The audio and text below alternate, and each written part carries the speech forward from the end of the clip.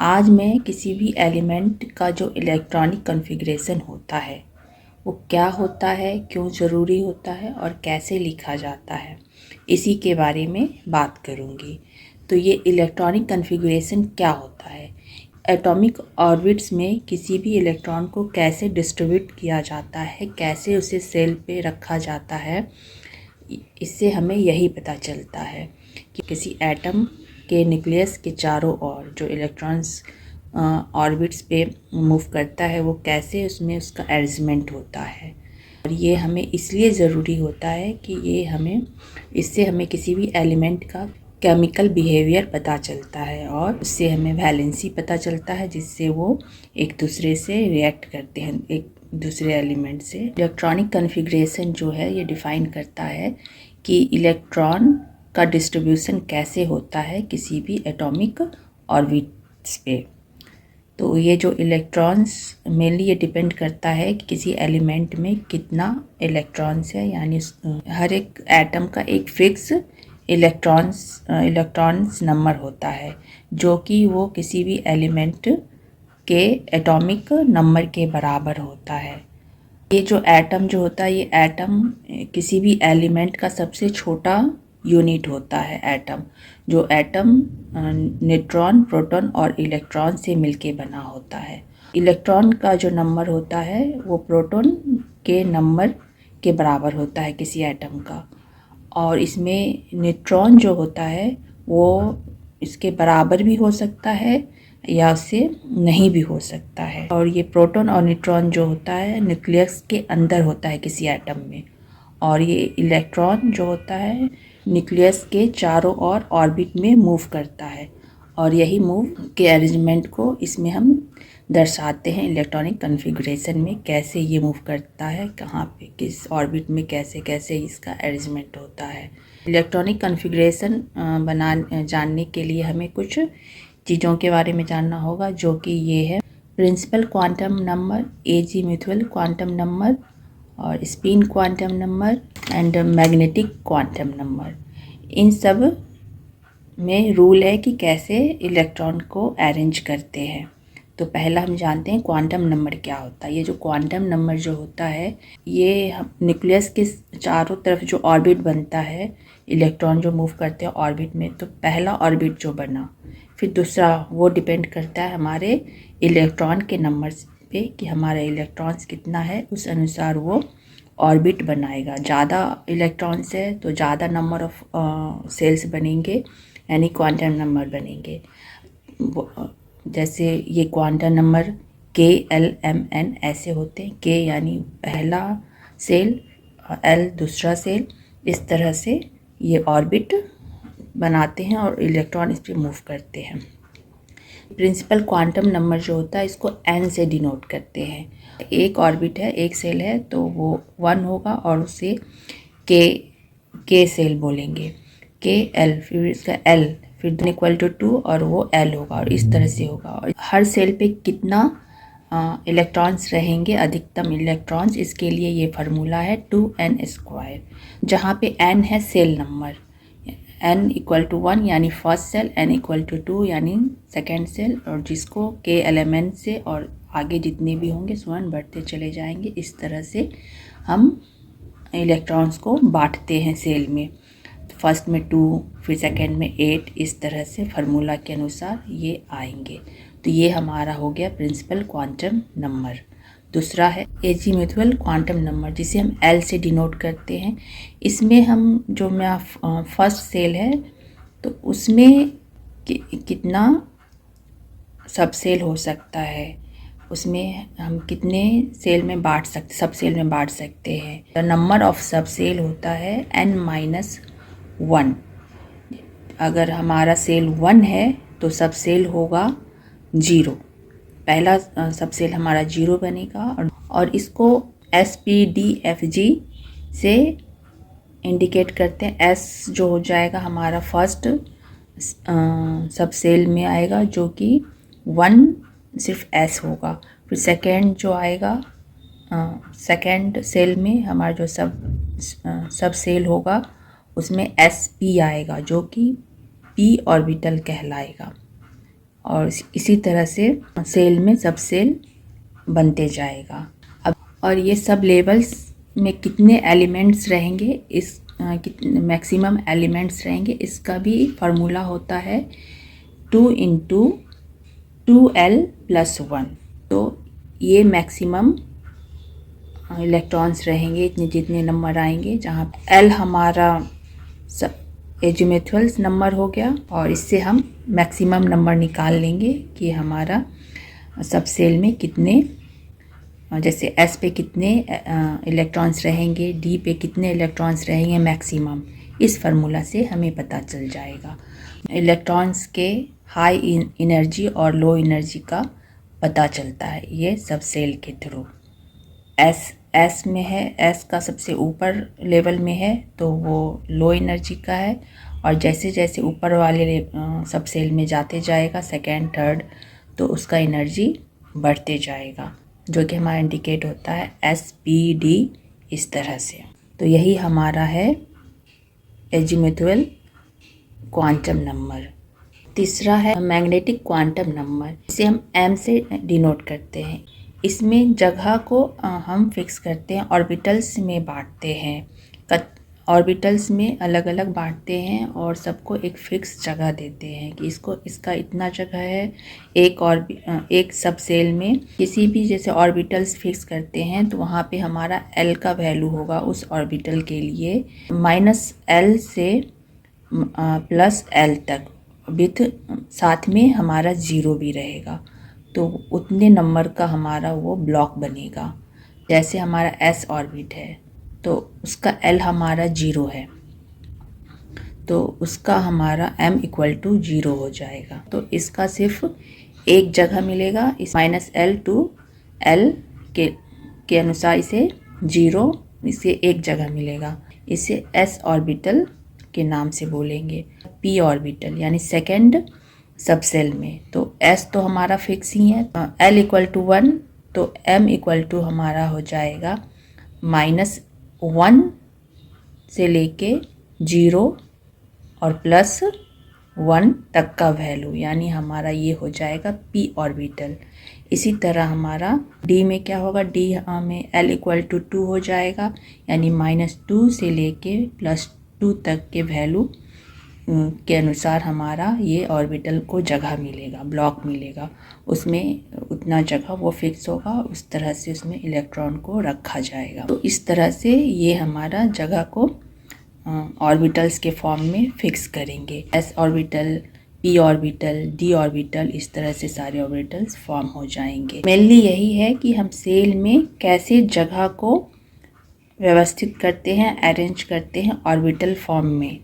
चौथा है हमारा स्पिन क्वांटम नंबर, जो कि इलेक्ट्रॉन के मूवमेंट या डायरेक्शन को इंडिकेट करता है, और ये दो फॉर्म में होते हैं, अप और डाउन, जो कि -1/2 और +1/2 के फॉर्म में होता है। इलेक्ट्रॉन का जो पार्टिकल है वो कैसे मूवमेंट करता है, जो कि हमारा वो दर्शाता है अप एंड डाउन में स्पिन करता है। +1/2 को अप इलेक्ट्रॉन बोलते हैं और -1/2 को डाउन इलेक्ट्रॉन बोलते हैं।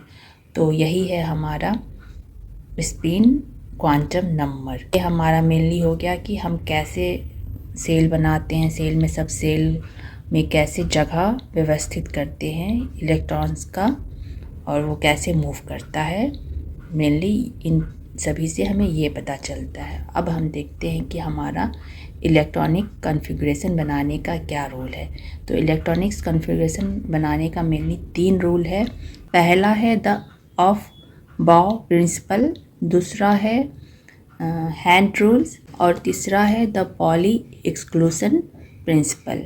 तो इन तीनों के थ्रू हमें समझ में आएगा कि इलेक्ट्रॉन्स को कैसे उसमें रखा जाएगा, वो जो जगह है नंबर्स बटा हमारा सेल्स का, उसमें कैसे ये अरेंज होंगे। तो ये रूल्स के थ्रू हम वन बाय वन देखते हैं। पहला ऑफ बाउ प्रिंसिपल के थ्रू हम लोअर टू हायर के फॉर्म में हम ऑर्बिटल्स में इलेक्ट्रॉन को फिल करते हैं। इसको हम कैसे समझ सकते हैं लोअर टू हायर, तो एक फार्मूला है n+l। n जो हमारा है प्रिंसिपल क्वांटम नंबर और l हमारा है एजीमुथुअल क्वांटम नंबर।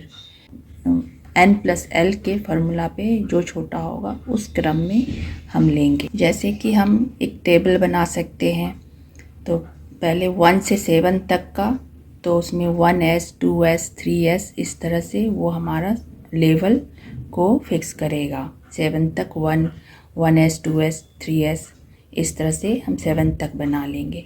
फिर कॉलम वाइज देखेंगे तो पहले वाले 1s में हमारा एक ही आएगा। 1 जो है हमारा ऑर्बिट नंबर है, फर्स्ट ऑर्बिट नंबर। s हमारा हो गया सबसेल, और 2 जो है s का मैक्सिमम इलेक्ट्रॉन कितना रहेगा s सेल पे।